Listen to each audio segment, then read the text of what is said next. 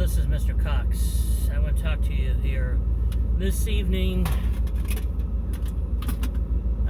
about somewhere that I used to go a lot as a child with my family. I mentioned it in several of my videos and said that I would go over the video on its own, more in depth, and that's what I'm doing. There's a place called Lake Webster that's borders on a town called North Webster. It's in kind of northern Indiana. It is northern Indiana. It's just not before it reaches northern Indiana. Nearby, there's also Lake Chapman. There's also a chain of lakes called the Tippecanoe Lakes. If you go north of there, ways to the north, and I think we've seen it. Well, and up the north, there's some other chains of lakes. So I won't go into that right now. I'll talk about them in a different video. But Lake Webster used to have this place called Camp Dixie. There was a place that this Dixie boat, which is an old stern wheel paddle boat, that was bought by a man named Tag Huffman. I think somebody before had that. But Tag Huffman was a commander, from a captain, I believe, in the U.S. Navy. And after he left the Navy, retired and stuff, he had this boat, and he bought these adjacent properties. They used to have a swing between two trees, and they would get colored lights all up there. And they have a Dixie boat landing that's still there today.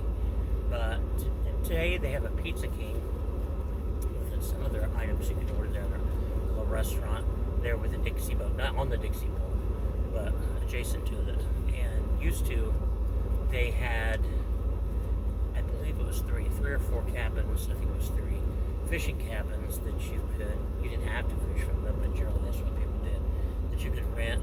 You got a cabin, you got a little pier with a little rowboat, and you could stay in there and you could fish. They were kind of somewhere between primitive and modern. They didn't have a toilet in them. There was a general toilet for all the cabins that everybody shared with two sides to it, and restroom, showering facilities in it, and you just had to take turns with the people in the other cabins, when you were going to use the restroom. But it usually wasn't a problem. And because you didn't have a whole lot of people there. There was some other piers out there. I remember one time I was fishing, and my dad, who'd always fished all his life, laughed and said, what are you going to catch with that? I had this great big long bright green rubber worm that I'd hooked up myself, the hooks and stuff. And I was running off there, and he thought it was cool that I was doing it, but he was like laughing kind of at it and stuff. Pretty soon I hooked a nice big largemouth bass and reeled it in. He didn't have, he laughed about it, didn't have much more to say about that, but of course I released it. I always catch and release it. I don't kill things. And had to be careful how you handle it and everything like that.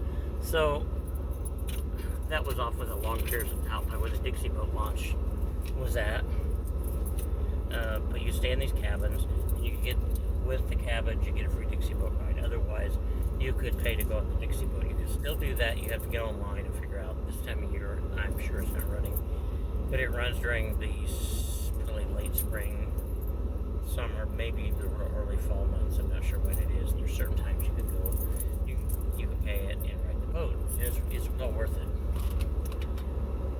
It's not fast, because it's a paddle wheeler.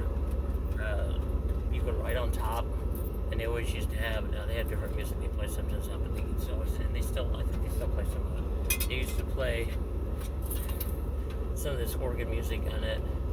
Sound like kind of like the skating rink music you used to hear back in the 50s and early 60s and sometimes like that. But I remember they'd always play, Red Roses for a Blue Lady, and they'd play a bunch of other music on it. But I always remember that one. And, it was always fun to ride there, and I like to get clear up on the back where I could see the stern paddle. And I really like to go downstairs. You can go downstairs anytime you want to.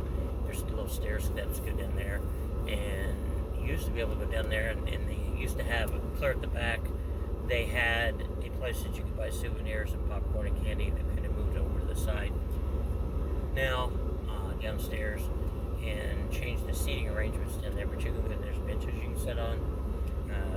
You're so close you can touch the water if you want to from the lake. And I'm sure they don't want you to like hang the edge, it'd be dangerous, but it's right there. So I remember one time when we were on the boat, and we had all these paying customers and stuff on the boat, and somebody came. They kept, I think they were trying to jump in a wake on the boat. They kept ramming real close to the speedboat and carrying on, almost hitting this Dixie boat. And he called the. They had like a little Coast Guard station on the lake. He called the Coast Guard person that came out with their flashing lights. I'm sure they got ticketed, if not at least seriously warned not to do that, not to harass the Dixie boat people. But you could buy, and I think you still can, you could buy like sailors' hats, and of course we were into that because we used to watch Gilligan's Island when we were kids. You could sort of see reruns of that, and you could like the Gilligan's hat. You could turn it wrong side out and make it into a Gilligan hat if you wanted to. And you could buy the skipper's hat, the captain's hat. And so I had all those different types. You could buy it's just made out of plastic, not real flowers, but a lathe, things like they had in Hawaii. And you could, when they give you and they kiss you on the cheek or kiss you when you got it, you could buy all that, and you get up there and you could buy popcorn and candy and soft drinks. And you go up and down, and it's stairs down. And they take you a tour of it while they're there, and they talk about the history of the area.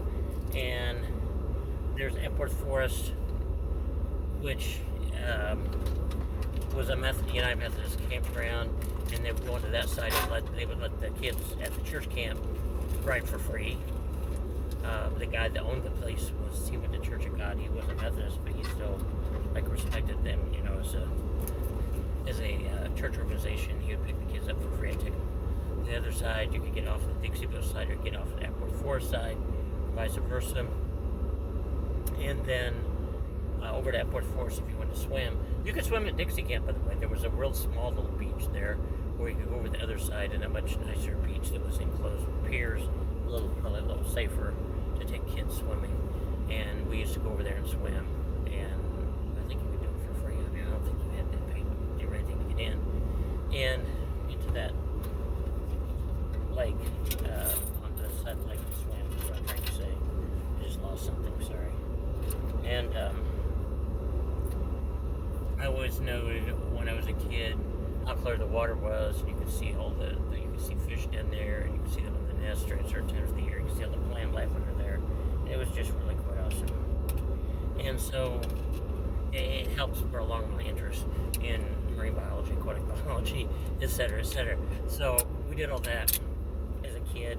Later we took kids groups up there to go take the Dixie boat ride. Well, it cracked me up. A lot of kids were like to go, but there was a few kids that they just want to stay home. And at the time it was MySpace, later Facebook. Just wanted to be online talking to people instead of going outside and getting a ride on a boat. And, you think, what in the world? But anyway, it is what it is. So most kids like to go on still. There's islands out there. There's one big island that they fire 4th of July fireworks from that you're not supposed to be on. It's private. And there's some others that with houses on them. They're always kind of interesting to see. And they always take you on the tour. There's a site called Yellow Banks, and over on that side somewhere, there's what was a real expensive mansion-like thing at the time. And people would stay at it. One of the people that used to come there regularly, and they talk about it in the history of it, was the notorious gangster Al Capone. Him and his people came down from Chicago, and they would stay, and they probably could hide out and stay at that hotel place over at Yellow Banks, and they would take a ride. They would ride the Dixie boat back and forth across there. And there were times that was the only way for people to get certain places. So there was a really cool amusement park. There may have been more than one amusement park. There was a real cool amusement park. When we were kids, it used to have trampolines, and you could pay for so many minutes on the trampoline to just, live to go get on those trampolines. And there were at least 2 big miniature golf courses. One it was attached to one amusement park, one it was across the street from there. Giant gorilla statues, castles, buildings, all kinds of stuff. You could play miniature golf. and so it was kind of like the kids' paradise. You go there, and we would love to go to this amusement park there. Also, then they added more rides like the Tilt a Whirl, the Scrambler. They had a Mad Mouse one time. Some places they had to shut those down because they got too dangerous. People were getting hurt or killed on them. They were just kind of like an open roller coaster that went back and forth on this rattle trap looking roller coaster mechanism. And it was very fast and scary. So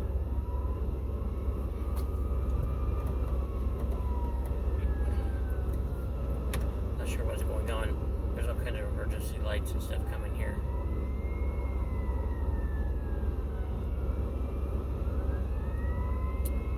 So yeah, I'm in my car, kind of different view, but in my car outside of one of my workplaces. So these ambulances are going by. I smell smoke now that I think about it. I bet there's somebody's having a fire and it's terrible. So I hope everything comes out okay for them. But we would go up to this amusement park, ride these rides, play miniature golf, get on the trampolines. It was really quite a day of it. And like Webster did and still does, it has a place or two that you can buy really high quality skiing equipment and stuff at them. And they have skiing shows, and they have skiing competitions. And I remember one time as a kid we were going to watch a skiing competition, and we had to leave there because there was lightning was striking. It was dangerous striking the water. They had to shut it down. We had to go back to the cabin. We were watching the storm outside, through the screen wire of the porch part of the cabin, and we were trying to be careful not get hit by lightning. But we would always save money.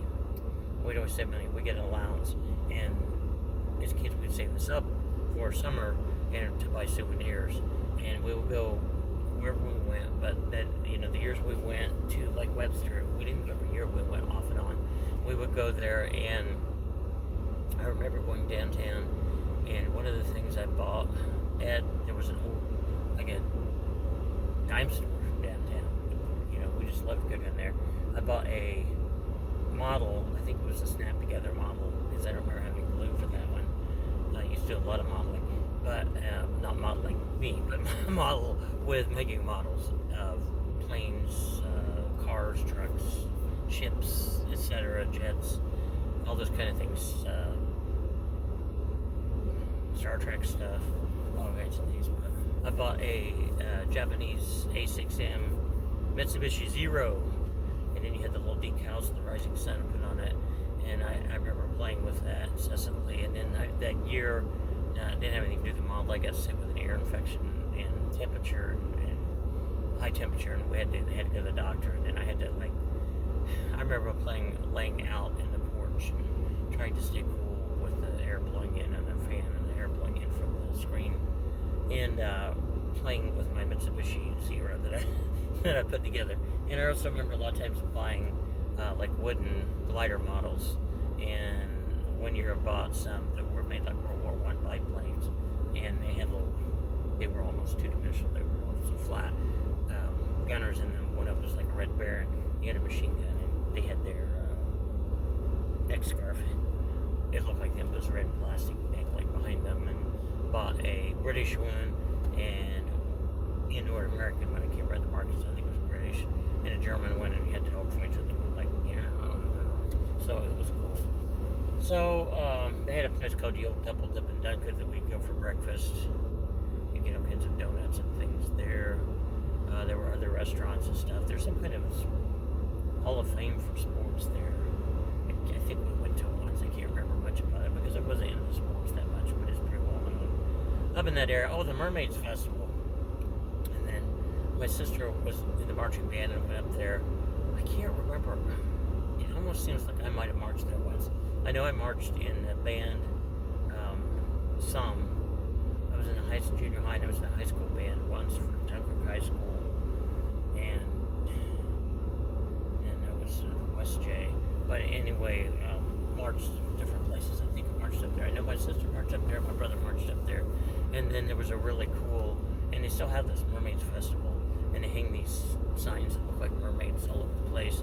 And there's a Fairgrounds outside of the place. I remember going there watching people skydive with different color smoke bombs attached to their ankles and all kinds of stuff like that. And then you get on the rides and have a good time. So a lot of stuff goes on up there during the summer months. And I can't remember what it was. My dad once put a drawing somewhere, and he got to go win so much thing for something from a sporting goods store. He got some kind of like knife, like that you strap to yourself, maybe that long, that type of thing. I later got one that very similar to it that was my grandpa's. I still have it, but lots of cool things happen up there. So I think I'll leave it at that. And if you ever get a chance, you're not been up there, go up to Lake Webster. Always take care of the environment up there. Take care of things. Don't destroy things. But it's a really cool place to go, especially if you like water, if you like boats. But even if you like fairs and you like the amusement park's not there anymore with the trampolines. The golf courses aren't there, the miniature golf courses, which I still lament to this day. It's disturbing. I've even got to like Google Earth with there and looked, so you could see if you knew where they were at. And some of the buildings are still there. They're used for some kind of business. But it was kind of like a kid's dream at the time. That's why it's just, ingrained in my mind. But they still do have the Mermaids Festival in the Fairgrounds outside of the south, out on the edge of the city. It would be kind of out on the west side of the city, I believe. So this is Mr. Cox. I'll catch you in another video. Hit like and subscribe. Also check out my science videos. I just did one on, is it possible that the moon is just a hollow alien base? Like, give me my take on that. So I'll catch you in another video. Mr. Cox.